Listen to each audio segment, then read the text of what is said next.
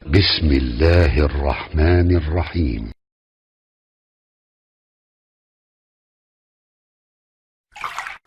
Saya pernah sampaikan kisah Nabi Ibrahim.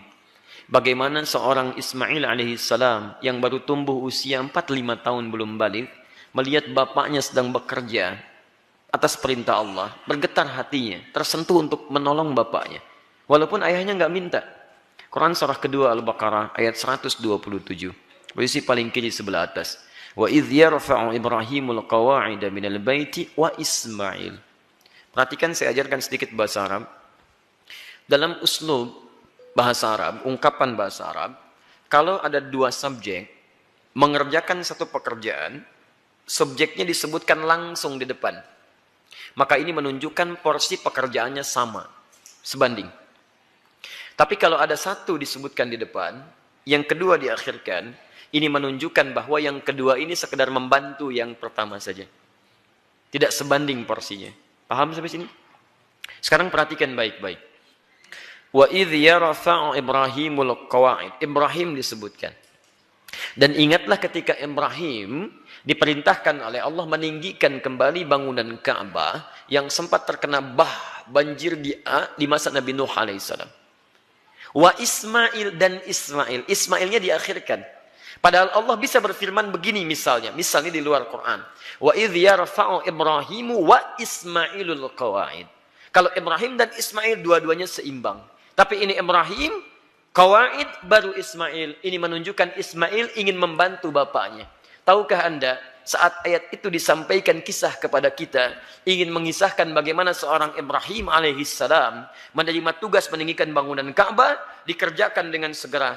Tapak pertamanya disebut dengan maqam. Sampai sekarang tapak itu dikenal dengan maqam Ibrahim.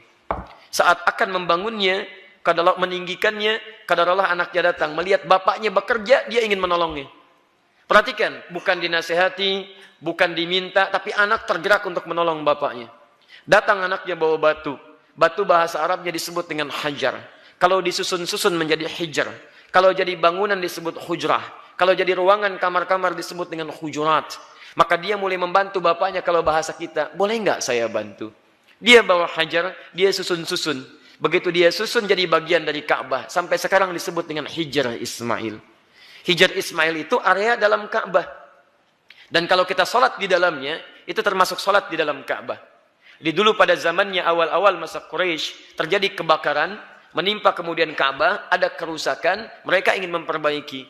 Cuman mereka tidak mau mengumpulkan harta yang tidak jelas. Akhirnya orang jahiliyah berusaha mengumpulkan harta yang paling halal. Tuh, orang jahiliyah bangun Ka'bah aja cari yang paling halal. Anda bisa bayangkan. Jadi mereka kumpulkan dan ternyata nggak cukup. Karena nggak cukup, kemudian area Hijr Ismail ini ya tidak tercukupi untuk kemudian dibangun pada area-area yang tertutup dengan area Ka'bah. Maka dibiarkanlah terbuka, sampai sekarang dipelihara keterbukaan itu, dan hikmahnya adalah Allah memberi kesempatan bagi orang yang ingin sholat di dalam Ka'bah. Bayangkan kalau tidak ada area itu, semua orang ingin semangat masuk, antrian macam-macam, tapi Allah berikan keluangan pada kita dengan area seputaran ini. Paham? Tapi intinya, ada sentuhan dari anak, melihat bapak bekerja, dia ingin membantu.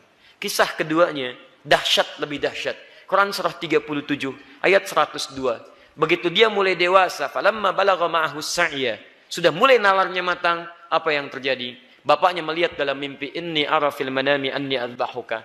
Papa lihat nak, dalam mimpi papa menyembelih kamu. Fanzur madza tara. Ini kisahnya. Berbagi bapak dengan anak. Lihat, berbagi, tukar, bagi pikiran.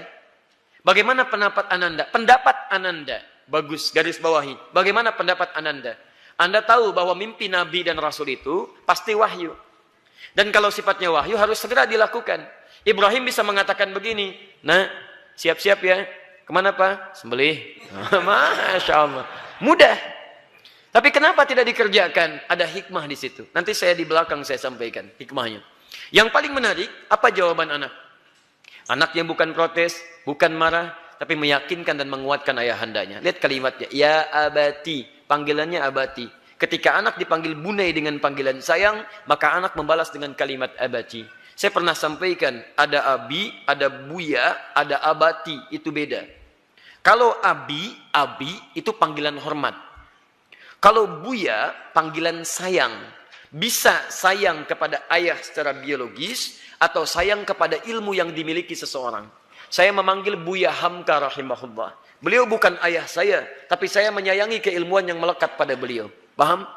Kalau Anda ingin menggabungkan antara Abi dengan Buya, maka gabungannya disebut dengan abati. Itu panggilan hormat dan sayang. Bapak memanggil sayang ke anak, anak membalas, lihat kalimatnya, ya abati, pa, demi sayang dan hormat nanda pada papa. If'al ma tu'mar, kerjakan sekarang yang diperintahkan. Satajiduni insyaallah minas sabirin. Ayah pasti dapati saya seorang yang sabar. Teman-teman sekalian, maaf ya, kebanyakan orang taunya cuma diganti dengan sembelihan yang besar. Sampai ayat 109 di surah As-Saffat, surah 37 itu. Tidak banyak orang tahu ada peristiwa yang begitu menyentuh di balik proses penyembelihan itu. Sehingga diganti dengan kibas yang luar biasa itu. Buka kitabnya Al-Akhlaq lil Banin, karya Ustaz Omar Ahmad Baraja.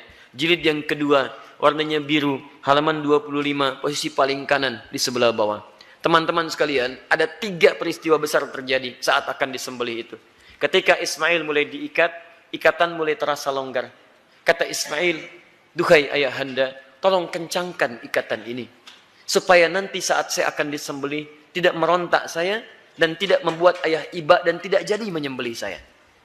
Lihat, supaya ayahnya sempurna menyempurnakan tugas. Kedua, duhai ayahanda, mohon tajamkan pisau itu. Tajamkan. Yang dengan pisau yang tajam akan mempercepat proses penyembelihan itu dan mengurangi sakit yang saya rasakan. 2 hal ini menjadi sunnah sampai sekarang. Dengan ikatan yang baik, dengan tajamnya pisau, kurban saat ini menjadi sunnah. 2 itu dikerjakan. 3, ini yang hebat. Ternyata beliau sedang melipat pakaiannya, pakaian luarnya.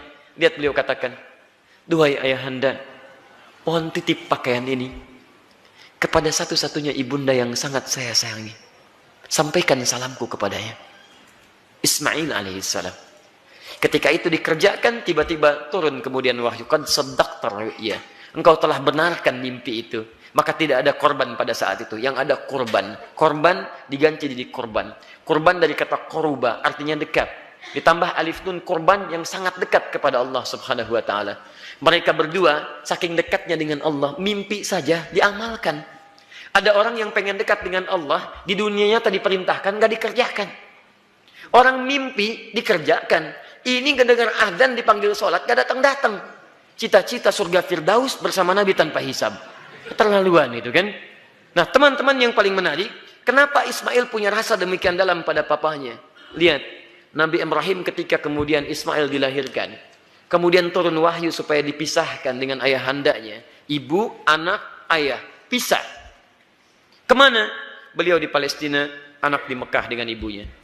Quran surah 14 ayat 37. Biwadin ghairi dhi zar'in 'inda baitikal muharram. Ditinggalkan di satu tempat yang tandus tumbuhan gak ada. Lihat baik-baik ya. Saya percepat langsung. Ini Ismail dengan ibundanya, ini Ibrahim. Di balik jarak yang jauh, Nabi, Rasul punya tugas mencari nafkah, punya macam-macam, tapi beliau masih menyempatkan waktu untuk menengok perkembangan anaknya. Tengok siapa yang merawatnya, bagaimana pertumbuhannya, bagaimana asinya, bagaimana pertumbuhan kampungnya. Dari Palestina ke Mekah, itu kalau pakai bis, 1 hari 2 malam. Tengok, makanya disebut Ibrahim, sang penyeberang. Makanya disebut Ibrahim, diambil dari serapan bahasa Arab Abun Rahim. Yang paling hebat, kenapa itu bisa terjadi, dan bagaimana feedbacknya kepada kita semua, kita lanjutkan setelah menunaikan salat Isya berjamaah. Subhanakallahumma bihamdika asyhadu an la ilaha illa anta astaghfiruka wa atubu ilaik. Assalamualaikum warahmatullahi wabarakatuh.